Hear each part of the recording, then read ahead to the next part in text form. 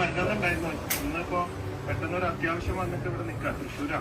അല്ലെങ്കിൽ നമ്മൾ പറഞ്ഞ പോലെ തന്നെ വന്ന് വീട് പണിയിച്ച് റെഡിയാക്കി താക്കോല് തരണമെന്ന് വിചാരിച്ച് അയാൾ വാക്ക് ഏട്ടന്റെ സ്ഥാനത്ത് നിന്ന് ചെയ്യുമെന്നൊക്കെ പറഞ്ഞു. അപ്പം ഇന്ന് തിരക്കായതുകൊണ്ട് ഞാൻ ഒരു 10 ലക്ഷത്തിന്റെ ചെക്കാണ് ഏൽപ്പിക്കുകയാണ്.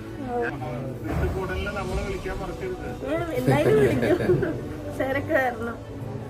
ധൈര്യമായിട്ടിരുന്നോ? നമുക്ക് നഷ്ടപ്പെട്ടൊക്കെ നഷ്ടപ്പെട്ടു. ഞാനും എന്റെ ഫാദർ നഷ്ടപ്പെട്ടിട്ട് ഒരുപാട് കരഞ്ഞ് വിഷമിച്ചിരിക്കുന്ന ആളാണ്. അപ്പൊ ഇതൊന്നും നമ്മുടെ കയ്യിലല്ല, പ്രകൃതിയുടെ ഭാഗമല്ലേ. ഓരോരുത്തർ പോയിക്കൊണ്ടിരിക്കും, യാത്ര പറഞ്ഞുകൊണ്ടിരിക്കും.